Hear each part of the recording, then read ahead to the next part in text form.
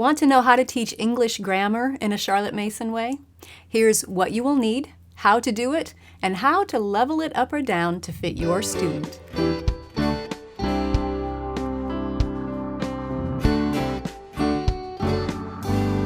I'm Sonia Schaefer with Simply Charlotte Mason.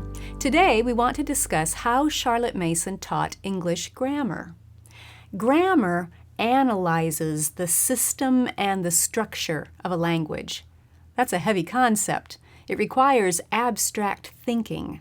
So Charlotte did not start formal grammar lessons until the student was about 10 years old. When we talk about grammar lessons, we're basically talking about 5 components.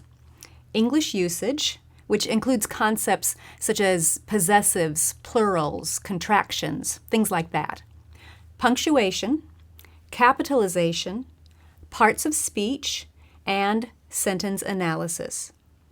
Now, of course, your student has been seeing and hearing those elements for several years in conversations, in the good living books used for schoolwork, and in his copywork and transcription passages. So he's become familiar with the cadence and consistency in how the language works.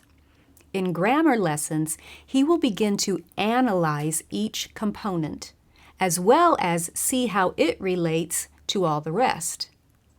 Let's talk about how to do that in a Charlotte Mason way.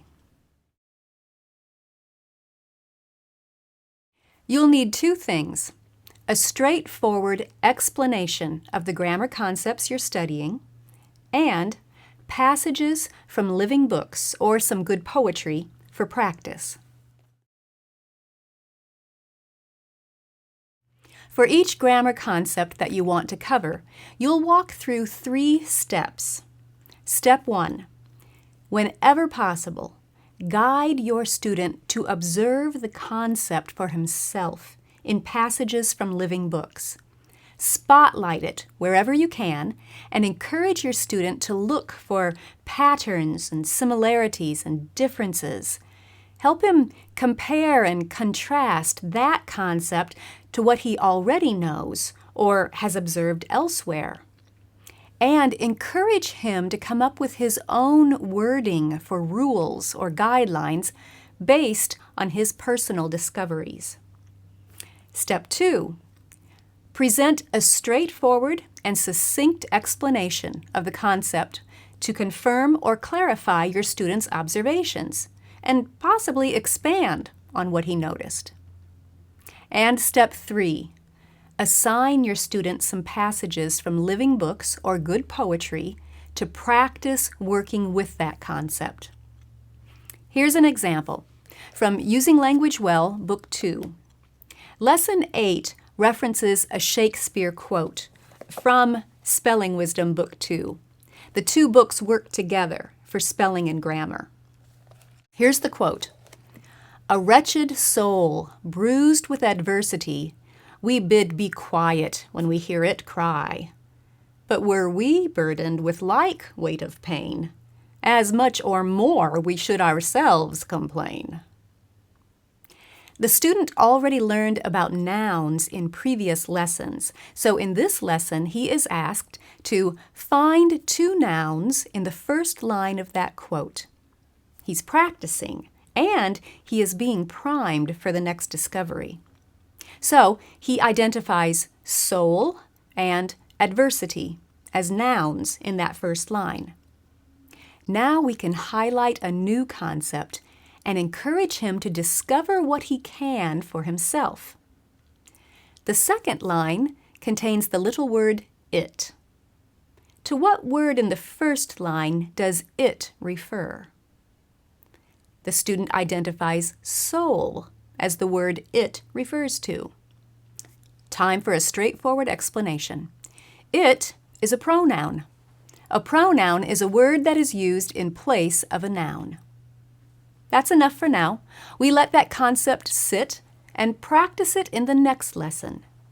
In Lesson 9, we work with a quote from Ralph Waldo Emerson, also from the Spelling Wisdom book.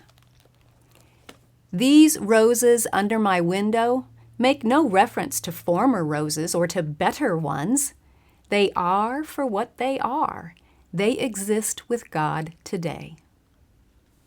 Then we highlight 6 words in that passage and ask whether each is a noun or a pronoun. And for each pronoun, please tell which noun it takes the place of. So, roses. Is that word a noun or a pronoun? Yes, it's a noun. They. Noun or pronoun? It's a pronoun.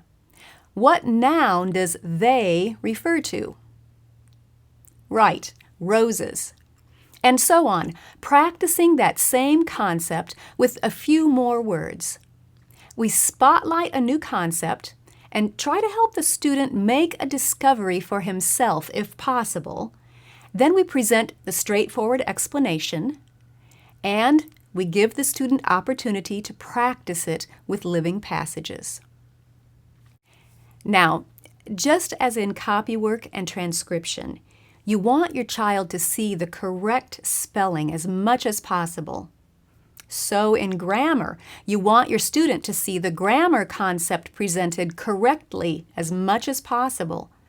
So try to avoid resources that present a wrong model and tell your student to correct it. Instead, have him practice working with the concept in the correct way.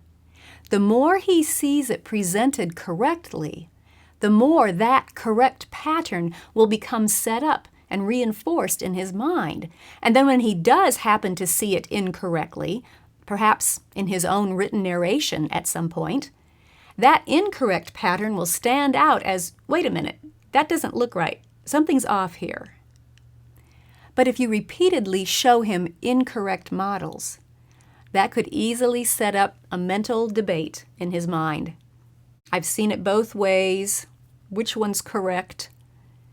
So try to avoid resources that purposely show your child an incorrect model, both in spelling and in grammar. In English grammar, as in math, you want to be careful to progress at your child's pace, securing the ground under your feet before you take the next step. So let's think about some ideas for leveling your grammar studies up or down to best fit your student. First, let me reiterate, Charlotte did not begin formal grammar lessons until the student was about 10 years old. If your student is younger than that, wait. There's no reason to try to level grammar lessons down for young children. Their minds are not ready to do in-depth, analytical, abstract thinking yet. So just continue to lay the foundation with good conversations, reading good quality living books together, and doing copywork or transcription with worthy passages. But if your child is close to 10 years old or older, here are some ways to level up or level down his grammar studies. And all of these ideas have to do with the third step in the study process, practicing with passages from living books. An easy way to dip your toe in the water in this practicing process is to go ahead and present a complete sentence or two from a living book or several lines from a good poem, but highlight only a few of the words or marks of punctuation or capitalization in that passage for practice. So you could start with pointing out only one punctuation mark for the student to identify and tell why it is there. Or you might focus on 2 capitalized letters in the passage and ask the student to tell why they are capitalized. Or you could highlight 3 or 4 words in the passage and ask the student to identify what part of speech each one is. You can adapt this assignment depending on which grammar concept your student is studying at the time. But focusing on only a few instances in the living passage is a good place to level down and begin. From there, you can gradually increase the number of capitalized words or punctuation or parts of speech that you want the student to identify in the passage.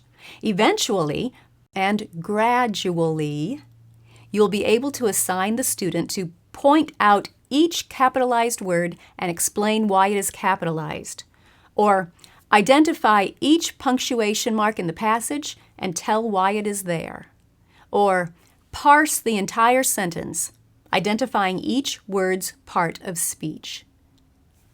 That pretty much covers the capitalization, punctuation, and parts of speech aspects.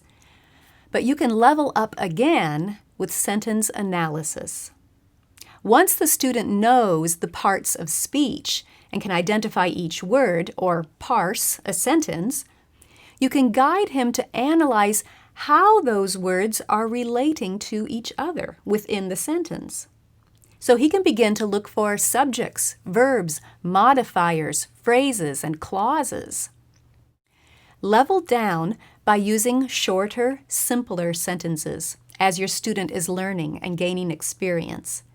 Then gradually work your way up to longer, more difficult sentences to be analyzed. It's up to you how you want to approach the analyzing. Some parents like to use a diagramming system, but there are other ways to mark a sentence as it is analyzed. Using language well employs a different system that encourages the student to make marks within the sentence itself as he analyzes it. It's up to you what system you want to use. The important thing is to help your student understand how the words and phrases within a sentence relate to each other, so that he can continue to grow in his own communication skills. For that is the goal of grammar study, applying what you discover to your own communication, so you can be sure you are getting your ideas across accurately, clearly, and effectively. And that's how the Charlotte Mason approach teaches grammar. I'll leave links in the show notes for the Using Language Well and corresponding Spelling Wisdom books that I mentioned. And if you enjoyed this podcast, be sure to subscribe to the audio, video, or blog post versions. You'll find links to those in the notes and on our website at simplycharlottemason.com. Thanks for joining me. I'll see you next time.